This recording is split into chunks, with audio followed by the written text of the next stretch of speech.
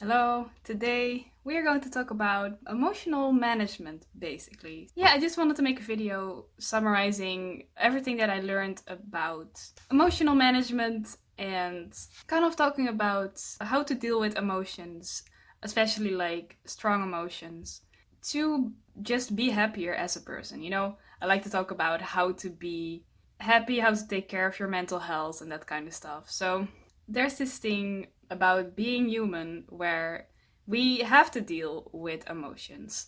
And like with many things, there are good things about it and bad things about it. Emotions give our life meaning because if you wouldn't ever have emotions and you would just not care about anything, you would just go through your life and nothing would make you feel happy or sad, then your life kind of loses its meaning. Of course, it is good that we do feel emotions because what you care about kind of is a big part of who you are.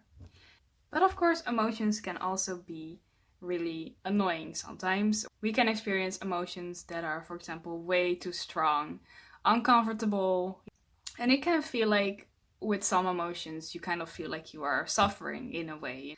Or it can just really affect your mood and you just feel really bad for a long time.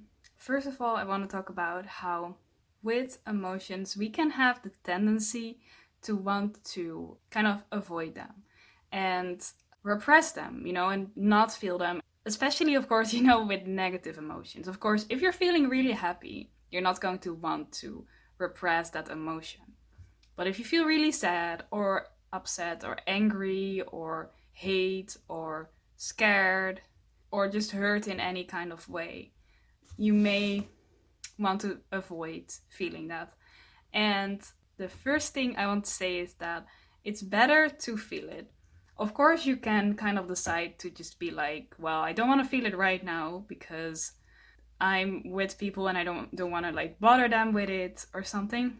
But you should at least in that case just try to feel them when you're alone and kind of accept that emotion or accept those emotions, because the thing is, often when you allow yourself to feel them and you're not like distracting yourself, because we might kind of want to be like, well, I am going to distract myself from this emotion, right? For example, I'm not going to think about the thing that triggers this emotion. Or people might even want to distract themselves with unhealthy habits, for example, like eating too much or drinking too much, because they just want to distract themselves. They don't want to face their emotions. Once they start feeling uncomfortable, they might kind of just be like, okay, I don't want to be feeling this. I don't want to be present right now. I want to focus on something else.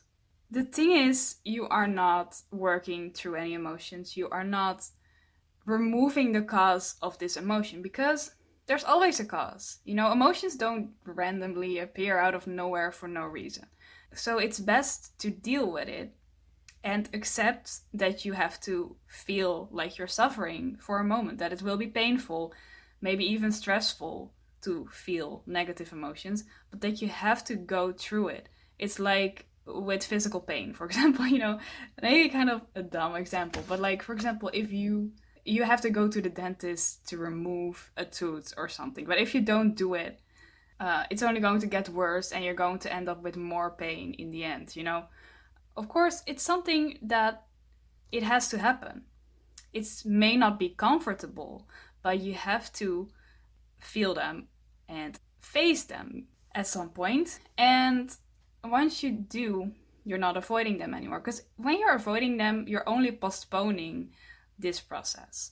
So it will have to happen at some point. Because when you feel the emotion, you are kind of forced to deal with the problem, whatever it is. It's this thing where you can get used to emotions. For example, if you have this very negative emotion, the more often you allow it and you feel it, the more you will get used to it. And you'll kind of be like, okay, I know I feel bad about this. I'm used to this feeling. There it is again, whatever. Or you might even get bored of it in the end if you just allow it. But you have to separate yourself and your emotions and realize that your emotions are not you, they're just something that's happening to you.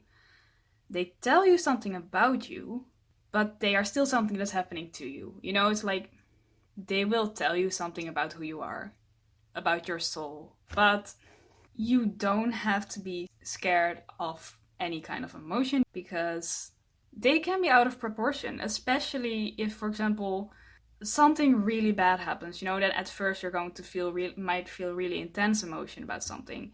Then over time, it will become less. So you have to realize that they can definitely be out of proportion, like way too intense. Especially if you're like a really sensitive person, you can have this situation.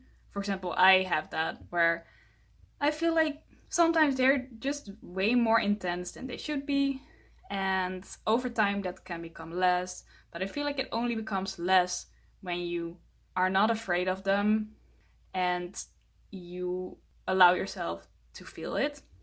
See it like a kind of storm that has to pass. It's nothing to be afraid of because it's not going to do anything to you. It's just an uncomfortable feeling, but it's not going to harm you. And happy moments will come again. You have to realize that just because you feel really bad one moment doesn't mean that the next day you can't feel like really happy. You just have to think to yourself like, this will pass. I'll feel better tomorrow or in some time, and I will especially feel better because I get used to this emotion, and maybe it will become less intense over time, where this emotion won't bother you as much as it used to. And also find ways to calm yourself, to reassure yourself, for example, that whatever you're emotional about, that is not as big as a problem as maybe you thought at first, that you can deal with it. There are solutions to it. Or find ways to accept the situation. And you can only do that when you allow yourself to feel it. Yeah, so the most important thing is you have to understand that negative emotions is not something you're supposed to avoid. It's not something bad. It's part of life. And as long as there is more happiness than sadness, you should be fine. If you have more happy moments than sad moments, then the sad moments don't matter that much. You know, you can deal with it, you can handle it. And avoiding it is just not going to make them disappear. Secondly, never use them to determine your behavior, to determine the actions that you're gonna take, because this can lead you to act impulsively.